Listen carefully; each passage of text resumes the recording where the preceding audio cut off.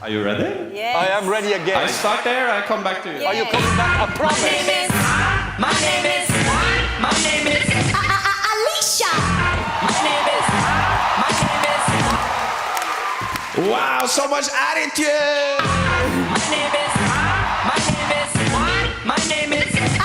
Alicia. Wow! Alicia. Wow, that's so good. Okay, Brenda.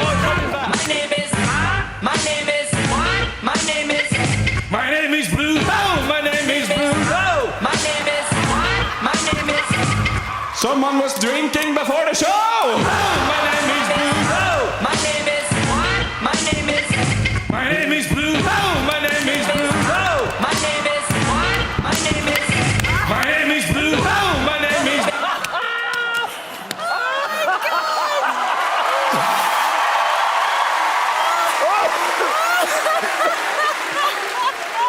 You want to try too? Okay. Hello, darling, it's a man. A little bit sexy.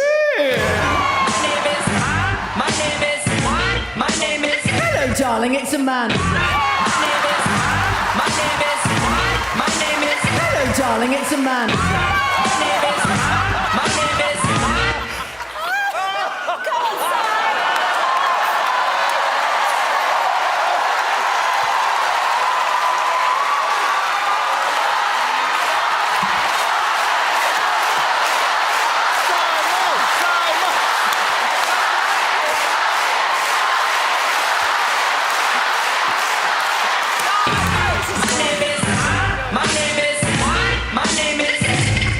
Cow.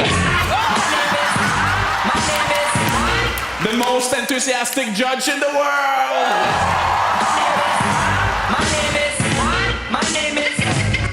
Cow.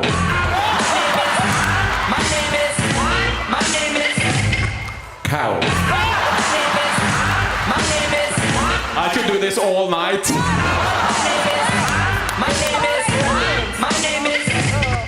Cow. Lose, lucu banget ya. Ternyata talenta orang itu macam-macam. Iya ya Lose, saya mah kayaknya nggak akan bisa kalau disuruh kayak begitu. Syukurlah Lause nggak bisa. Karena ada hal yang Lause bisa lakukan, orang itu nggak bisa. Misalnya, Lause bisa jadi guru sekolah minggu yang baik. Nah, orang tersebut pasti nggak bisa. Oh Iya sih, ya. benar juga. Nah, Lause, hari ini kita akan diskusi tentang hal yang mirip dengan talenta nih. Ya, kita akan bahas tentang karunia roh yang dinyatakan di dalam Roma 12 ayat 6-8 dan 1 Korintus 12. Di sana dikatakan bahwa Tuhan mengaruniakan kepada kita masing-masing karunia roh yang unik. Lose, memangnya talenta itu beda ya dengan karunia roh? Iya Lose, apa sih bedanya talenta dengan karunia roh? Pertama-tama kita lihat dulu persamaannya. Baik talenta dan karunia roh sama-sama pemberian dari Tuhan. Coba kita pikirkan, waktu kita lahir, apa kita bisa minta sama Tuhan mau dikasih talenta yang ini atau karunia roh yang itu? Enggak kan? Jadi kita tidak bisa protes ya. Kok orang lain ada talenta itu atau karunia roh yang ini, sedang saya adanya yang lain? Nah, yang kedua, kita perlu bersyukur dan mengembangkan talenta dan karunia roh yang Tuhan anugerahkan dalam kehidupan kita. Adanya perbedaan talenta dan karunia roh yang kita miliki justru membuat kita dalam kehidupan ini saling melengkapi. Seperti tubuh kita. Coba kalau semuanya mata, semuanya bisa melihat, tapi tidak ada hidung. Bagaimana bernapas dong? Ya kan? Nah, perbedaan antara talenta dengan karunia roh adalah talenta itu bisa dimiliki oleh siapapun. Apakah dia itu anak Tuhan atau bukan? Kita ambil contoh talenta mencipta lagu. Baik orang-orang yang sudah percaya kepada Tuhan Yesus sebagai juru selamat ataupun yang belum percaya bisa saja mempunyai talenta mencipta lagu.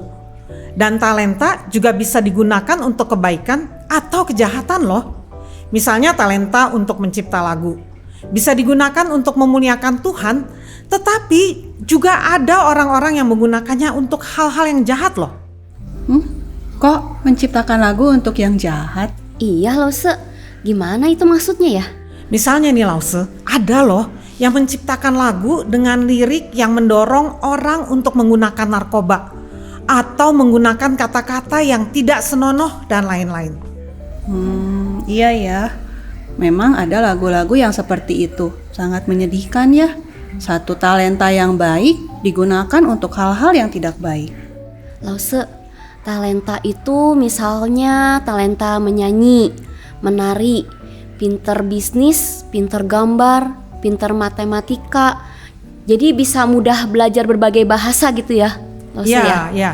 Lause, kalau kita mau tahu tentang talenta bisa tes loh Lause. Sekarang ini di internet ada tes gratisnya. Wah bagus tuh. Iya bagus. Ada seorang ahli bernama Howard Gardner yang menggunakan kata kecerdasan sebagai persamaan talenta. Beliau merumuskan ada 8 kelompok kecerdasan atau talenta yang kemudian juga ada yang menambahkan satu macam lagi. Jadi dikelompokkan ada 8 plus 1 kelompok kecerdasan atau talenta. Nah, kalau mau tahu lebih jauh tentang ini boleh nih klik link yang ada di sini ya. Dengan demikian kita bisa tahu kurang lebih apa sih kecerdasan atau talenta yang kita miliki, karena talenta itu bukan semata-mata dapat angka yang tinggi di sekolah ya Lause. Tuhan memberikan berbagai macam talenta. Nah misalnya yang di link berikut ini ada 45 pertanyaan yang kalau kita jawab itu akan memberikan gambaran kepada kita talenta apa yang kita miliki. Jadi para orang tua bisa juga nih mencobanya dan kemudian juga lebih lanjut mengerjakannya bersama dengan anaknya. Ya, kemudian untuk karunia roh juga ada tes gratisnya. Misalnya untuk link yang di bawah ini ya, sehingga menolong kita juga untuk mengetahui kurang lebih karunia roh apa yang kita miliki. Selain itu, ada kabar baik juga sih Lause. Walaupun kita tidak bertalenta di satu bidang, sebenarnya kita bisa latih loh. Meskipun mungkin tidak bisa sehebat orang-orang yang memiliki talenta itu. Oh, jadi bisa dilatih gitu ya Lause? Iya, misalnya nih ya, ada loh teman saya yang tidak punya talenta bermain musik. Tetapi karena mereka tinggal di kota kecil yang sulit mencari pemusik untuk gerejanya, maka dia bersama 2 jemaat lainnya memutuskan untuk belajar main keyboard dari seseorang lain yang pandai bermain musik. Memang mereka tidak bisa memainkan musik dengan improvisasi yang luar biasa, tetapi gereja mereka akhirnya bisa mempunyai pemusik yang cukup untuk bisa mengiringi puji-pujian. Wah luar biasa ya, mau melatih diri meskipun pasti nggak mudah. Kalau tanpa talenta pasti lebih sulit ya Lause ya. Ya betul, tetapi demi pelayanan kepada Tuhan mereka mau bayar harga. Jadi kita tidak bisa bilang juga ya, saya kan tidak ada talenta di bidang itu, saya tidak mungkin dipakai Tuhan lewat hal itu. Memang kalau diperlukan dan kita mau berlatih, bisa, meskipun tidak sehebat orang-orang yang punya talenta di bidang tersebut. Nah, kalau tentang karunia roh itu bagaimana Lause? Nah, kalau karunia roh itu hadiah khusus dari Roh Kudus untuk anak-anak Tuhan, yaitu kita yang sudah percaya kepada Tuhan Yesus sebagai Tuhan dan Juru Selamat. Karena karunia roh itu diberikan oleh Roh Kudus dan digunakan untuk membangun jemaat. Jadi bukan untuk hal-hal negatif, juga bukan untuk kesombongan atau kebanggaan diri. Nah, misalnya nih kalau kita diberi karunia berkata dengan hikmat, kita jangan bangga bahkan menonjolkan diri. Lihat, saya bisa berkata-kata hikmat, kamu gak bisa. Lah, kan kita harus ingat bahwa karunia dan talenta itu dari Tuhan. Bukan kita yang minta atau pilihan kita. Yang hebat ya Tuhan, bisa memberi kita karunia yang begitu beragam dan bisa membawa berkat bagi banyak orang. Kalau saya lihat ada macam-macam ya karunia roh yang dinyatakan di 1 Korintus 12. Ada karunia berkata dengan hikmat, berkata dengan pengetahuan, karunia iman, karunia menyembuhkan, terus ada karunia melakukan mujizat, karunia bernubuat, karunia untuk membedakan bermacam-macam roh, karunia berbahasa roh, dan ada karunia untuk menafsirkan bahasa roh. Kalau di Roma 12 ayat 7-8 disebutkan karunia roh itu melayani, mengajar, menasehati, membagi-bagikan sesuatu, memberi pimpinan, menunjukkan kemurahan. Wah, ada begitu banyak dan beragam ya. Ya betul. Oh ya, Lause. Talenta dan karunia itu juga bisa berhubungan erat loh. Oh, begitu ya Lause ya? Jadi bukan dua hal yang sama sekali terpisah ya? Iya. Nah, kalau saya sih melihat secara garis besar, talenta bisa menjadi cara kita menyatakan atau menggunakan karunia rohani yang Tuhan berikan. Bisa kasih contohnya Lause supaya kita lebih jelas gitu? Ya, misalnya nih kita diberikan Tuhan karunia berkata-kata dengan hikmat, yaitu bisa menyampaikan sesuatu dengan bijaksana atau berbicara dengan suatu wibawa yang khusus, dan kita diberi talenta menulis. Nah, bukankah kita bisa menuliskan kata-kata hikmat itu dalam tulisan, dalam kalimat pendek, kemudian misalnya kita post di Instagram atau Facebook, atau bisa juga kita karang menjadi sebuah cerita, sehingga orang-orang bisa mengerti kata-kata hikmat yang Tuhan berikan kepada kita itu di dalam kehidupan sehari-hari itu bagaimana? Oh, terus apakah setiap anak Tuhan mendapatkan karunia roh? Iya dong, tetapi kan karunianya beda-beda ya. Wah, perasaan saya nggak punya loh karunia yang hebat-hebat kayak begitu. Lause, semua karunia itu sama berharganya loh. Itu kan dari Tuhan. Memang ya, banyak orang Kristen, bahkan mungkin kita juga ya kalau tidak hati-hati, menganggap karunia yang satu itu lebih hebat dari karunia yang lain. Misalnya nih, karunia menyembuhkan. Kalau seseorang diberi karunia menyembuhkan dari Tuhan, wah, kebanyakan kita merasa orang itu kerohaniannya hebat. Iya nggak? Iya. Padahal itu kan bukan kehebatan orang itu ya, tetapi karena Tuhan memilih dia sebagai alatnya untuk membawa kesembuhan bagi orang lain. Iya juga ya Lause ya. Jadi sebenarnya kita nggak perlu minder ya. Iya dong, jangan minder dong. Nah, tapi Lause, kok tadi ada karunia iman ya? Bukannya iman itu dikaruniakan kepada setiap orang yang percaya kepada Tuhan Yesus? Ya, ada perbedaan antara iman kepada Tuhan Yesus dengan karunia iman, Lause. Iman kepada Tuhan Yesus sebagai Tuhan dan Juru Selamat itu adalah karunia atau pemberian dari Tuhan kepada semua orang yang percaya kepada Tuhan Yesus. Seperti yang ditulis dalam Efesus 2 ayat 8-9.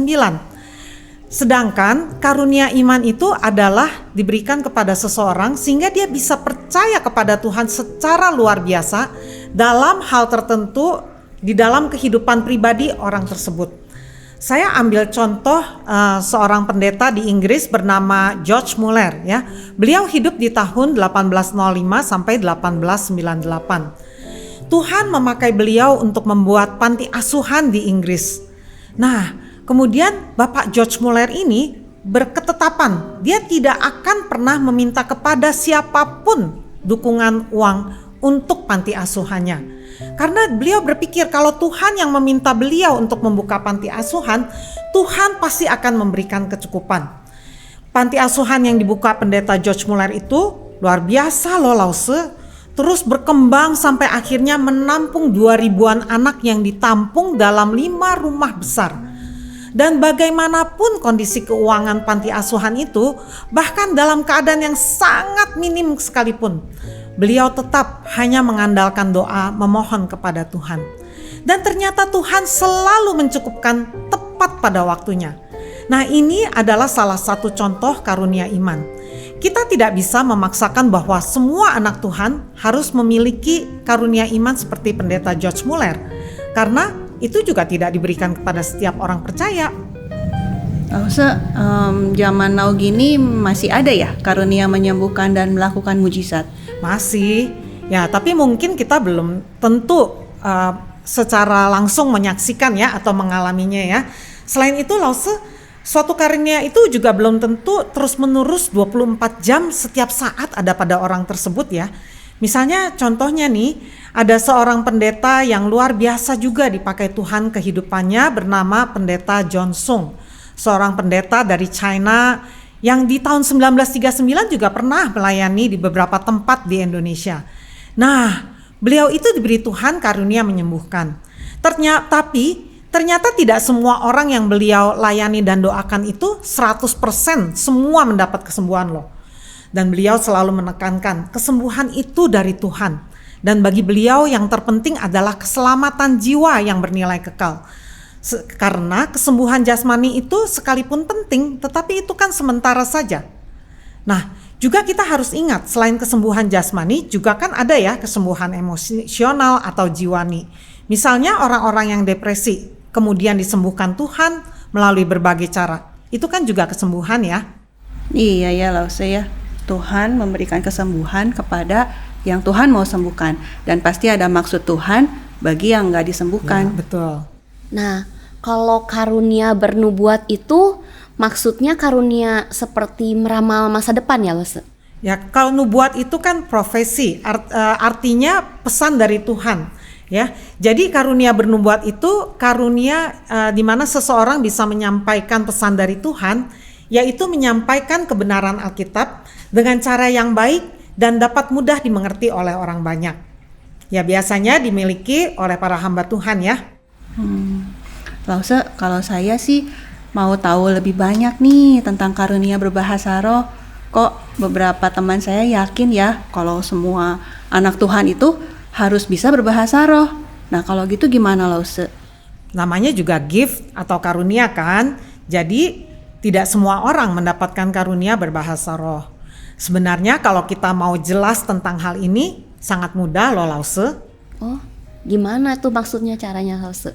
Nih, kita semua punya Alkitab kan? Ya. Coba kalau kita buka 1 Korintus 14 dan kita baca baik-baik 1 Korintus 14 terutama ayat 1 sampai 28.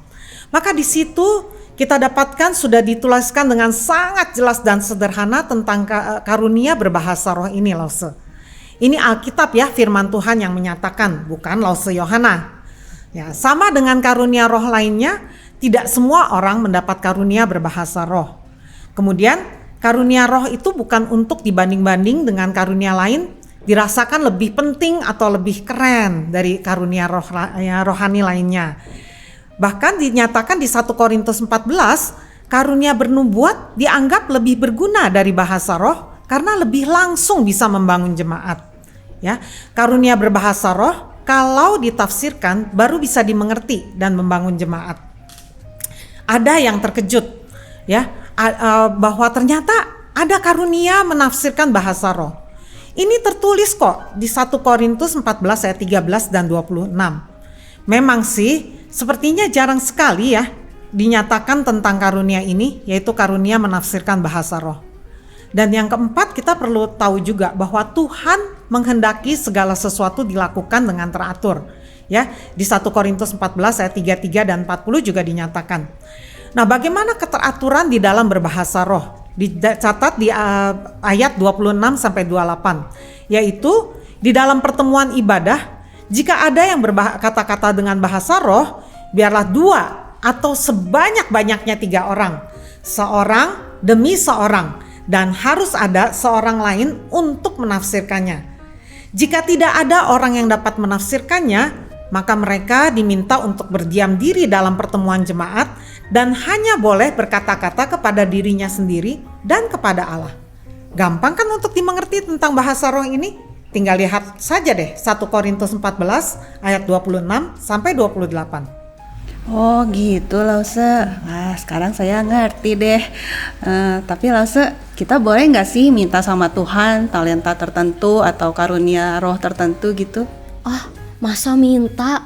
Kan itu terserah Tuhan yang kasih ya Lause ya? Ya minta sih boleh-boleh aja. Di 1 Korintus 14 ayat 1 dibilang untuk berusaha menerima karunia roh ya.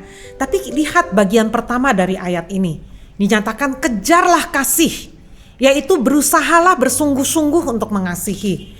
Jadi ketika kita menginginkan mendapatkan karunia roh untuk bisa lebih mengasihi Tuhan dan sesama untuk membangun jemaat, yaitu sah-sah aja. Tetapi kalau Tuhan tetap tidak memberi, ya jangan marah ya. Kan keputusan paling bijaksana itu dari Tuhan. apakah memang kita perlu dikasih karunia itu atau tidak. Mungkin Tuhan mau kasihnya karunia yang lain, ya nggak apa-apa ya. Yang penting kita terlebih dahulu mengejar atau berusaha sungguh-sungguh untuk mengasihi. Oh, jadi itu yang penting ya Lause ya. Perintah utama dan terutama itu mengasihi Tuhan dan sesama. Ya, betul. Nah, Lause, kalau dari obrolan kita nih tentang talenta dan karunia roh hari ini, bagaimana sih penerapannya dalam kehidupan kita? Ya, kita diingatkan ya untuk selalu bersyukur untuk karunia dan talenta yang Tuhan berikan di dalam kehidupan kita. Dan kemudian kita mengembangkan secara semaksimal mungkin karunia dan talenta yang dimiliki untuk memuliakan Tuhan. Dan kita bersama-sama dengan jemaat yang lain yang memiliki berbagai talenta dan karunia roh, kita sama-sama menyatakan kasih kepada sesama dan membangun gereja Tuhan. Oke, makasih Lause Yohana untuk pembahasan firman Tuhan hari ini. Wah, seru banget ya tentang talenta dan karunia roh. Terima kasih juga untuk Lause dan parents yang sudah join di podcast kali ini. Tuhan Yesus memberkati. Bye. Sampai jumpa. Bye.